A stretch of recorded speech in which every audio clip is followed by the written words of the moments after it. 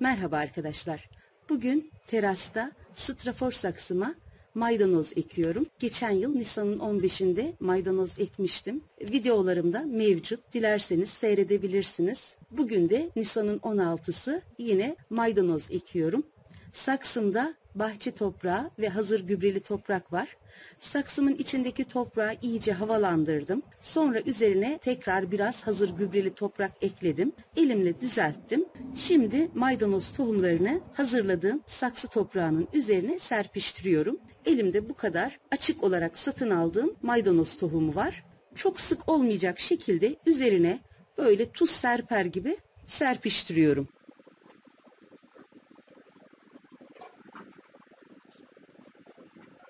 Yine de arttı.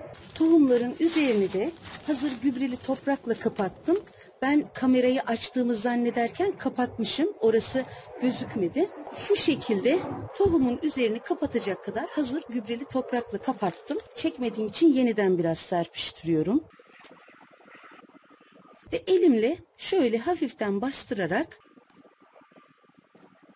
tohumları sabitliyorum ve üzerine su püskürtüyorum.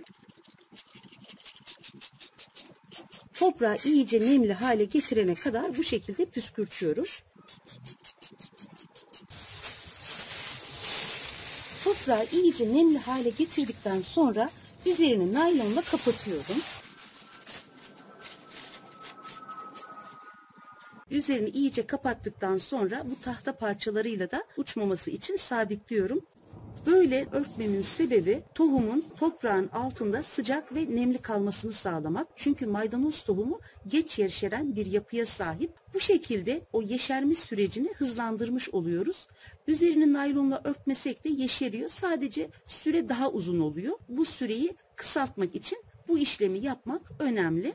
Havalar artık ısınmaya başladı ama geceleri soğuk oluyor. Bu sıcak soğuk dengesi de bu şekilde korunmuş oluyor. Maydanozun toprağını yanmış hayvan gübreleriyle güçlendirip daha güzel ürün de elde edebilirsiniz. Elinizde bu tür imkanlarınız varsa bahçe ya da terasta bu işlemi yapabilirsiniz. Maydanozlarımı bu şekilde arada kontrol edeceğim. Yeşerdiği zaman üzerindeki naylonu kaldıracağım. Bu süre içinde eğer toprakta bir kuruma olursa toprağın nemini sağlayabilmek için üzerini açıp su püskürtüp tekrar kapatacağım. Merhaba arkadaşlar. Maydanozların yeşerdiğini görünce üzerindeki örtüyü kaldırdım. Daha tamamı yeşermemiş ama yeşerecek gibi gözüküyor. Bu şekilde büyümelerini takip ediyorum. Maydanozlar artık iyice kendini göstermeye başladı. Gayet güzel büyüyorlar. Sadece suluyorum. Bu şekilde büyümelerini takip ediyorum.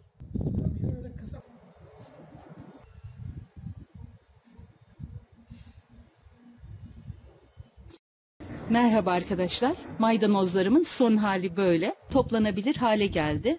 Yazın öğleden sonraları burası çok güzel güneş gördüğü için maydanozlar çok güzel gelişti. Bakın şöyle artık tamamen boyu uzadı. Toplanmaya hazır, biçilmeye hazır. Maydanozun toprağını güzelce gübreyle, hazır bitki toprağı, bahçe toprağı ya da yanmış hayvan gübresi varsa onunla iyice harmanlayıp böyle saksılarınızın toprağını güzelce hazırlarsanız maydanozu ektikten sonra ekstra bir bakım gerekmiyor. Sadece bol bol sulamak gerekiyor. Kışın eksi derecelerde dahi hiç ölmüyor. Yani soğuktan etkilenmiyor. Belki büyümesi biraz yavaş ama büyüme süreci hep devam ediyor. Yazın tabii ki çok daha güzel. Sonbaharda, ilkbaharda da bu büyüme süreci güzel devam ediyor. Fakat bir yılını doldurduktan sonra tohum vermeye başlıyor. O zaman isterseniz tohumunu elde etmek için bekletirsiniz ya da maydanozu söküp yeniden tekrar toprağını güçlendirip yeniden maydanoz ekebilirsiniz. Yan tarafta geçen yıldan kalma bir maydanozum var.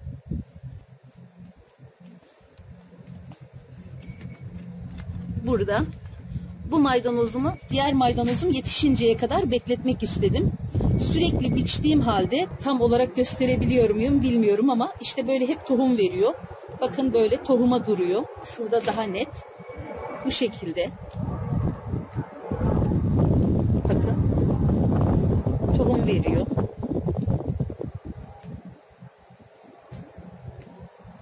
Şu şekilde. Ne kadar biçerseniz, toplarsanız toplayın, o hep tohum vermek istiyor. Çünkü sürecini artık doldurmuş, yenisinin ekilmesi gerekiyor. Yenisini de ektim. Bunu da artık bundan sonra tohum elde etmek için biraz toprağı zayıfladığı için çok küçük tohum veriyor. O yüzden söküp yerine başka bir şey ekeceğim. Yani maydanoz bir yıl boyunca saksıda sürekli ürün veren, yeşil kalan güzel bir bitki. Tekrar yeni maydanozumun başına geçtim. Evet arkadaşlar, sizler de bu şekilde teraslarınızı, balkonlarınızı boş bırakmayın derim. Nane, maydanoz, dereotu, roka, bu tür bitkileri yetiştirerek hem ev ekonomisine destek olur hem de bir hobi olarak kendinizi mutlu edebilirsiniz. Herkes yapsın, herkes denesin isterim. Şimdiden yapmak ve denemek isteyen herkese kolay gelsin.